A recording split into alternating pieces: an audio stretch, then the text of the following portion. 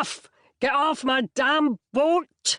Boomed Captain Rab's voice over the speaker. He tooted the horn twice to underline his point as the small ferry chugged into Port Vic. There was a flurry of activity and rather a lot of tutting, with the passengers hastening towards their vehicles, becoming entangled with those on foot, shaking their way towards the exit. Hector and Edith glared at their mother, who was balancing their empty plastic bottles and sandwich wrappers on top of the overflowing bin. "I don't see why we had to come here of all places," muttered Hector.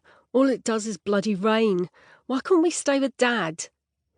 Penny gave up trying to play bottle Jenga and sighed. They'd gone over this 1,000 times, and she was rapidly running out of ways to avoid telling Hector that his dad was a cheating arsehole whose idea of fatherhood was extravagant gifts and empty promises. Alex Moon didn't want the twins cramping his bachelor lifestyle and had cheerfully waved them off with their mother, safe in the knowledge that none of them could ever again catch him shagging, oh cliché of clichés, the au pair. There was no point in hurting Hector with the truth. At 16, the twins were essentially spotty, resentful bags of hormones, prone to extreme bouts of angst, and the shared conviction that everything they did was someone else's fault. Okay, mostly Penny's fault. She loved them very much, but for the past 2 years, Penny had consoled herself by privately thinking of her little darlings as testosterone and bestrogen.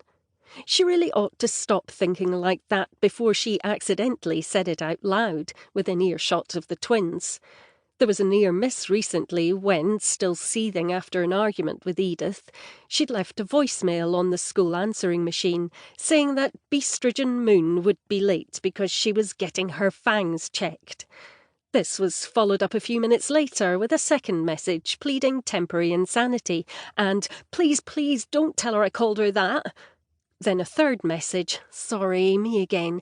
Forgot to say, Edith Moon, definitely Edith, dentist appointment tomorrow morning." Righty-ho, Penny thought. If I'm going to stop calling the twins rude names, then I really should stop thinking of their father as the wank puffin. They'll eventually figure out his wank puffiness for themselves without any help from me. In the meantime, she had to find a way to help the twins build a new life, far from the friends, school and home they'd known since forever, on an island in the middle of the North Sea where, yes, all it did was bloody rain. "Come on," said Penny, avoiding the argument. "Let's get out of the car. Granny and Grandad will be so excited to see you."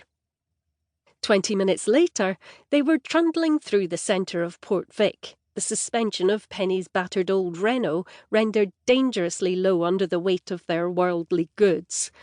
A lifetime.